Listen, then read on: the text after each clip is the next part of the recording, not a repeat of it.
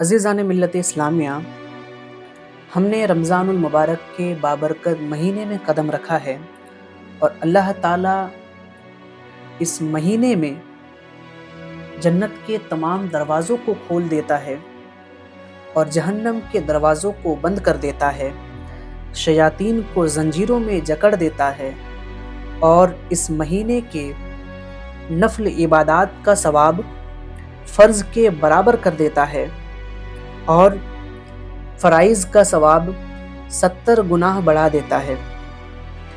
عزیزان ملت اسلامیہ، یہ مہینہ مغفرت کا ہے، یہ مہینہ رحمت کا ہے، یہ مہینہ نجات کا ہے۔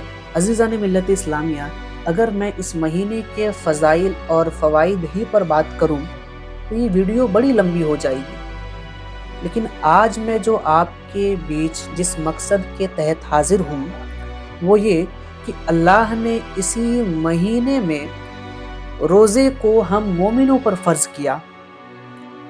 اللہ نے روزے کو ہم مومنوں پر فرض کیا اور روزے رکھنے کے مقصد کو بھی سمجھایا۔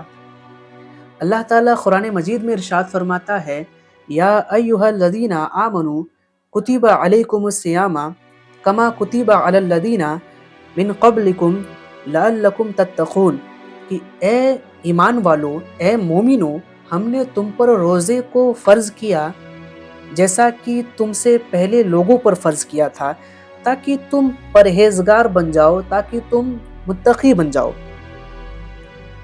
اچھا، اس چیز کو سمجھیے ذرا کہ روزے رکھنے سے انسان میں پرہیزگاری کیسے آئے گی، اور روزے سے متقی کا کیا تعلق ہے، تقوی کا کیا تعلق ہے۔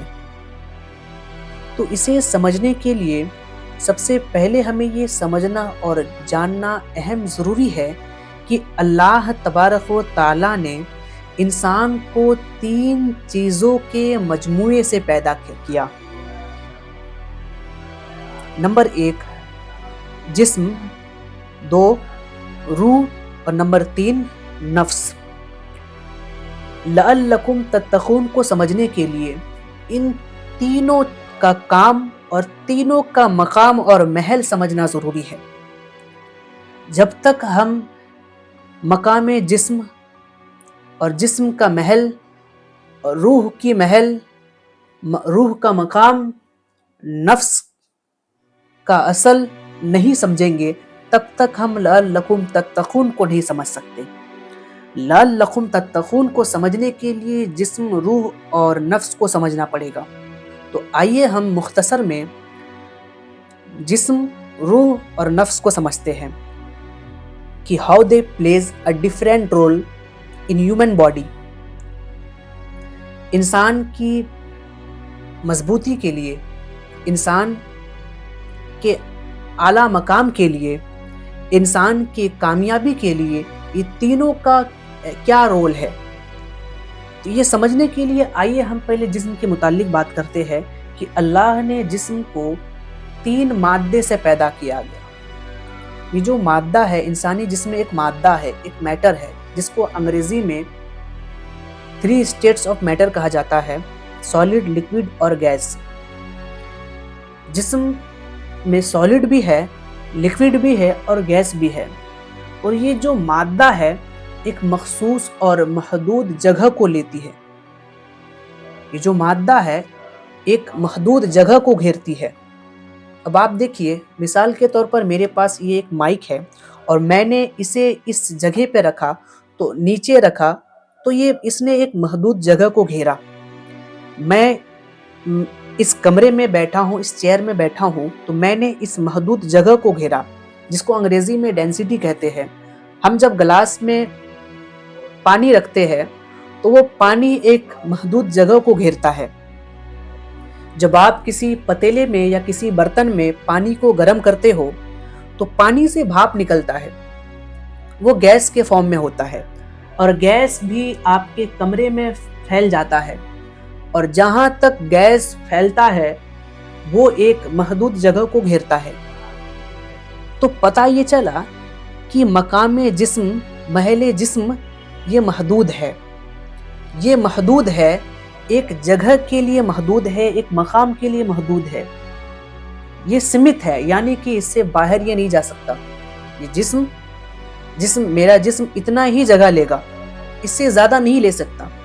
اس کی طاقت اتنی ہی ہے، اس کی قوت اتنی ہی ہے، اور اس کی پہنچ یہیں تک ہے، جسم کی پہنچ یہیں تک ہے۔ اب بات کرتے ہیں روح کی۔ اللہ تبارک و تعالی قرآن مجید میں ارشاد فرماتا ہے، بڑا ہی واضح اور جامع جواب دیتا ہے۔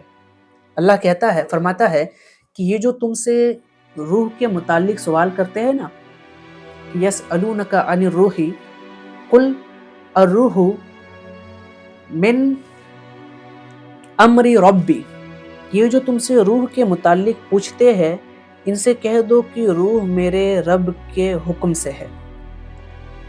اور روح کو سائنٹیفک زبان میں انرجی کا نام دیا گیا ہے۔ اب آپ دیکھیے، یہیں سے تو وہ روح کے مقام اور مرتبے کو سمجھنے میں یہیں سے آسانی اور مزہ بھی آئے گا۔ سائنٹیفک زبان میں روح کو انرجی کا نام دیا گیا ہے، یعنی کہ لائٹ، روشنی، اور روشنی کی جو اسپیڈ ہے وہ 1,86,000 کلومیٹر فی سیکنڈ۔ جسٹ امیجن، یعنی کہ اگر ہم یہاں سے ایک بٹن دبا دیں، اگر میں اپنے بجلی کے بورڈ کا ایک سوئچ دبا دوں تو 1 سیکنڈ بھی نہیں لگے گا، ملی سیکنڈ بھی نہیں لگے گا کہ میرا پورا کمرہ اجالا ہو جائے گا، میرا پورا کمرہ روشنی، میرے پورے کمرے میں روشنی آ جائے گی۔ کس وجہ سے؟ اسپیڈ۔ تو روح کے مقام اور مرتبے کو سمجھنے کے لیے توانائی کو سمجھنا پڑے گا، روشنی کو سمجھنا پڑے گا کہ اللہ نے روح کو اپنے حکم کا نام دیا ہے کہ روح میرے حکم کا نام ہے۔ یہ جو تم سے پوچھتے ہیں نا روح کیا ہے، روح کے متعلق سوال کرتے ہیں، کہہ دو کہ میرے رب کے حکم سے ہے۔ تو پتہ کیا چلا، روح کا کوئی محل نہیں ہے، اور مقام اور مرتبہ محدود نہیں ہے۔ جسم کا مقام و مرتبہ محدود تھا، مقام اور محل بھی محدود تھا، لیکن روح کا کوئی بھی مقام و محل محدود نہیں ہے۔ تو طاقت کس میں ہوتی ہے؟ جس کی رسائی لامکاں تک ہو، یا جس کی رسائی محض یہ 4 دیواری کے بیچ میں ہو۔ تو پتہ چلا طاقت روح میں ہے، طاقتور روح ہے، زیادہ قوت روح میں ہے۔ لیکن کیا وجہ ہے کہ انسانی جسم میں روح ہارتی ہوئی نظر آتی ہے؟ کیا وجہ ہے کہ روح ٹھوکریں کھاتی ہوئی نظر آتی ہے؟ روح اپنے آپ کو انسانی جسم میں روح کا کوئی مقام و مرتبہ ہی نہیں رہا ہے۔ کیا وجہ ہے؟ پتہ یہ چلا کہ یہ جو دونوں جسم اور روح کے بیچ میں ہے نا، یہ نفس ہے۔ نفس کیا ہے؟ نفس کے متعلق کہا جاتا ہے کہ نفس ایک پاگل گھوڑا ہے، اور پاگل گھوڑے کو جب تک کھانا پینا ملتا رہے گا، نیند ملتی رہے گی، تو پاگل گھوڑا کبھی ادھر بھاگے گا، کبھی ادھر بھاگے گا، کبھی ادھر بھاگے گا، کچھ نہ کچھ کھانے اور پینے کی خواہش کرے گا۔ اور نفس تو نام ہی ہے خواہشات کا۔ نفس کو انگریزی میں نام ہی دیا گیا ہے ڈیزائر، خواہشات، جو کہ کبھی ختم نہیں ہونے والا ہے۔ خواہشات انسان کے اندر ہمیشہ موجود رہنے والی ہے، نفس ہمیشہ موجود رہنے والی ہے۔ لیکن اگر انسان کی روح اگر مضبوط ہو جائے، طاقتور ہو جائے اور قوت والی ہو جائے، تو نفس کو اپنے کنٹرول میں کر لیتی ہے یہ روح۔ اور جب نفس روح کے کنٹرول میں آ جاتی ہے، نفس جب روح کے کنٹرول میں آ جاتا ہے، تو جسم روح کے متعلق کام کرتا ہے۔ جسم روح کے متعلق، یعنی کہ صفائی روح کی ہو گئی۔ یہ جو ڈاٹ روح میں پایا جاتا تھا، روح کی صفائی ہو گئی، گندگی کی صفائی ہو گئی۔ اور جب روح کی صفائی ہو گئی تو انسان کے دل کی صفائی ہو گئی، دل بھی صاف ہو گیا۔ اور جب دل صاف ہو گیا تو پورا بدن صاف ہو گیا، تن و من صاف ہو گیا۔ تو یہ سارا کنیکشن جو ہے یہ روح سے ہے۔ اللہ تعالیٰ روزے رکھنے کا حکم ہی اس لیے دیتا ہے تاکہ تم پرہیزگار بن جاؤ، اور پرہیزگار مطلب کہ ہر ناجائز اور حرام چیزوں سے خود کو روک لینا۔ اور جب حالت روزہ میں نفس کو دو چیزوں کی خواہش رہتی ہے، نفس طاقتور کہاں سے بنتا ہے؟ بھوک پیاس اور نیند سے۔ لیکن جب رمضان کے روزے میں اور رمضان کے مہینے میں جب نفس کو یہ دونوں چیزیں نہیں ملتی ہے تو نفس قابو میں آ جاتا ہے، نفس یوں چپٹ کے بیٹھ جاتا ہے، کیونکہ طاقت نہیں ہے نفس کے پاس۔ تو نفس کس کے کنٹرول میں آ جاتا ہے؟ روح کے کنٹرول میں۔ اور جب روح کے کنٹرول میں آ جاتا ہے پھر اللہ تبارک و تعالی انسان پر اپنے فضل و کرم سے اللہ تبارک و تعالی اس کے دل میں حضور صلی اللہ تعالی علیہ وسلم کی محبت بھی پیدا کرتا ہے، اسے نماز اور روزے کا عادی بھی کر دیتا ہے۔ اللہ تبارک و تعالی اس کے زبان پر درود پاک کو جاری بھی کر دیتا ہے، پھر اپنے انوار و تجلیات کی بارشیں اس پر کرتا ہے، اور اس کے آس پاس کے رہنے والوں تک اس کے چھینٹے بھی پہنچتے ہیں۔ تو یہ بڑا ہی سینسیٹیو موضوع تھا جو میں نے اپنے انداز میں آپ حضرات کو بتانے کی کوشش کی۔ اگر میرے بولنے میں کسی بھی قسم کی کوئی لفظی خطا ہوئی ہو تو میں توبہ کرتا ہوں۔